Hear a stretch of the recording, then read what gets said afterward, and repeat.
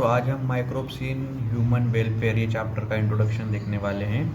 Video देखते देखते आपको एनसीईआरटी साथ में रखनी है, जिससे आपको कंसेप्ट बिल्ड होने में हेल्प होगी। ठीक है, तो पहले हम इंट्रोडक्शन, जो मैंने एनसीईआरटी में जो पॉइंट है इंट्रोडक्शन के, वो मैंने कुछ बाइट्स में तोड़ तोड़ के यहाँ पे रखे हैं, जिससे आपको आसानी होगी समझने में। ठीक है, तो एनसीईआरटी में कहा गया है कि माइक्रोब्स कहाँ पर है, मतलब कहाँ रहते हैं। ठीक है, तो जैसे कि वो सॉइल्स में होते हैं, वाटर में होते हैं, एयर में होते हैं, अदर एनिमल्स के बॉडी पे होते हैं, प्लांट्स में होते हैं। ठीक है, प्लांट्स पे होते हैं, सॉरी।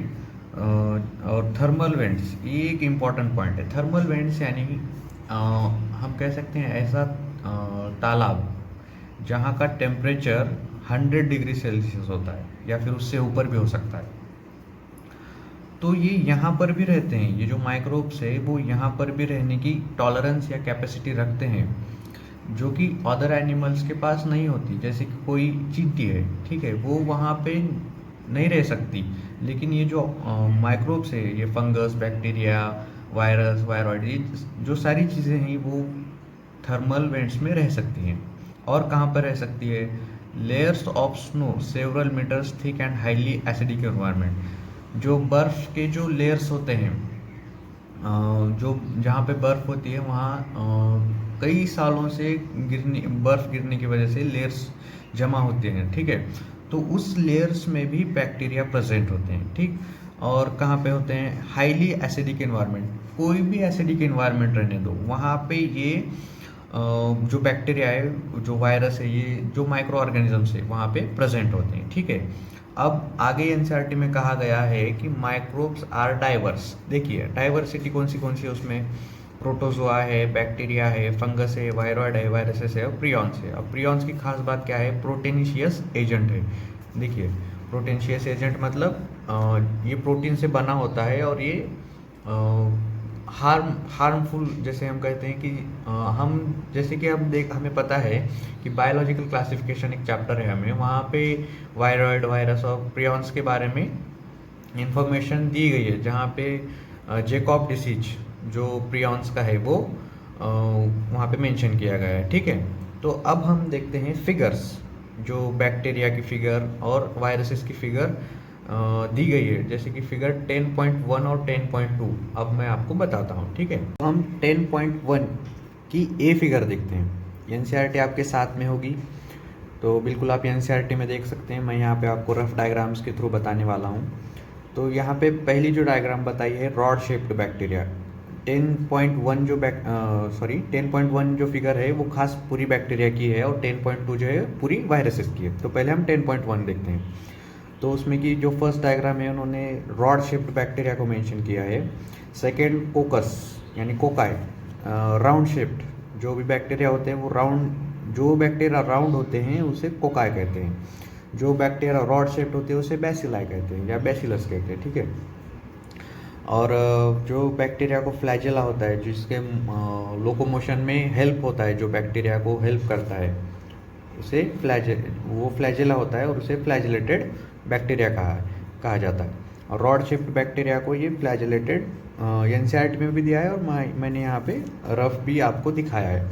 तो हम अब आगे बढ़ते हैं 10.2 जो फिगर है वायरसेस की। अब ये जो थी हमने बैक्टीरिया की देखी, अब हम देखते हैं 10.2 वायरसेस की। ठीक, अब 10.2 ये जो फिगर है वायरसेस की है, तो हम उसमें जो पहला है बैक्टीरियोफेज। अब इसका मतलब क्या है? बैक्टीरियोफेज यानी जो बैक्टीरिया को हार्म करता है। ठीक है, जो बैक्टीरिया को हार्म करता है उसे कहते हैं बैक्टीरियोफेज। देखो, अब हम इसका ध्यान से हम अब इसके पार्ट्स देखते हैं। सबसे ऊपर जो है ये पार्ट, ये है, वो गया हेड। उसके नीचे कॉलर, अपने हेड की शर्ट का जो कॉलर होता है ना, अपने हेड के नीचे ही होता है ना, तो एज इट इज़ यहाँ पे हमें याद रह जाएगा। ये जो हो गया कॉलर, हमें टेल नहीं है इसीलिए हम वहाँ पे एग्जांपल नहीं लेंगे जिस तरह से कॉलर का लिया था। ये हो गई टेल। ठीक, तो हेड, कॉलर, देन टेल। ठीक है, तो और ये जो स्ट्रक्चर दिख रहा है, ये जो उसके पैर दिख रहे हैं, वो उसे कहते हैं प्रॉन्ग्स, राइट। और ये जो प्रॉन्ग्स जिस पे अटैच होते हैं, ये जो राउंड है, राइट, इसे कहते हैं प्लेट। एक प्लेट पे ये प्रॉन्ग्स अटैच होते हैं। और अब मैंने यहाँ पे खास रेड पेन से मेंशन किया है, रेड पेन से डायग्राम भी बनाया और रेड पेन से नेमिंग भी दी है उसको, ठीक है। वहाँ पे उस प्लेट पे ऐसे स्ट्रक्चर्स होते हैं, ऐसी लाइनिंग वाली स्ट्रक्चर है उस पर। अगर हम ध्यान से एनसीईआरटी पे देखोगे तो आपको नज़र आएगा, उसे कहते हैं पिंस। आपको कंफ्यूज ना हो, अगर प्लेट और पिंस में अगर कंफ्यूज हो गया तो आपके मार्क्स चले जा सकते हैं, ठीक है। तो आपको यही मेंशन करने के लिए मैंने यहाँ पे रेड पेन से आपको डिनोट किया था, ठीक है। तो हम अब अगली डायग्राम देखते हैं जो एडिनो वायरस की है। ये है एडिनो वायरस की डायग्राम। मुझे पता है डायग्राम रफ है, काफ़ी परफेक्ट नहीं है, बट काम चला हुआ है, राइट। तो एडिनो वायरस जो होता है कुछ इस प्रकार से होता है, और इसका जो मेन जो हमें पूछा जा सकता है इसका काम क्या है या फिर इसका इन्फेक्शन क्या है, ये हमें रिस्पायरेटरी इन्फेक्शन देता है। ये कमीना क्या करता है, रिस्पायरेटरी इन्फेक्शन हमें देता है, राइट। तो अब थर्ड वायरस का देखते हैं शेप क्या है। तो ये रहा थर्ड।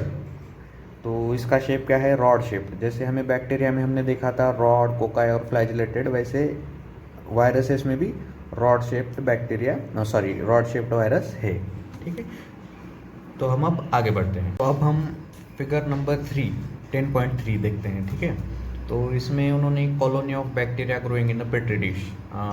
तो हम पहले अब रफ डायग्राम, ये मान लो पेट्री डिश है, नहीं है बट है अभी, ये पेट्री डिश। इसमें हमने न्यूट्रीटो मीडिया जो है, इस पेट्री डिश में क्या किया, पेट्री डिश इसमें क्या किया, न्यूट्रीटो मीडिया मान लो वो बैक्टीरिया का फूड, ऐसे समझ लो। ये क्या है, न्यूट्रीटिव मीडिया। तो इसमें हमने बैक्टीरिया ग्रो करने शुरू किए, ठीक है।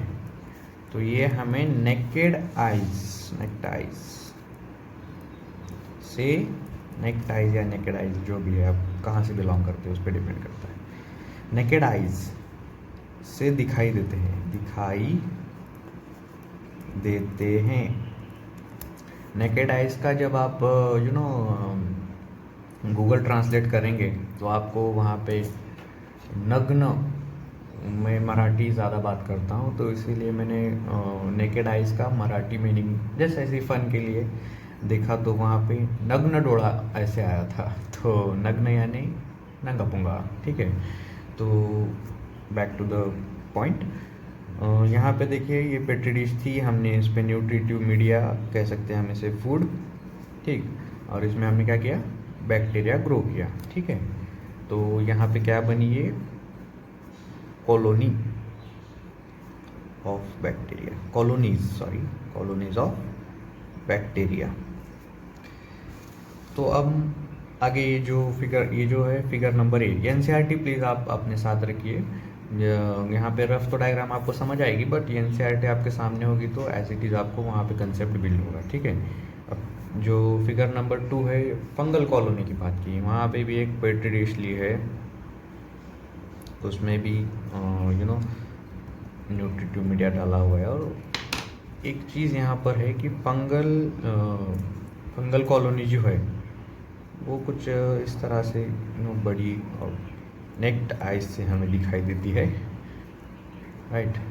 तो ये सारी चीज़ें, तो ये हो गई कॉलोनीज ऑफ बैक्टीरिया और ये हो गई कॉलोनी ऑफ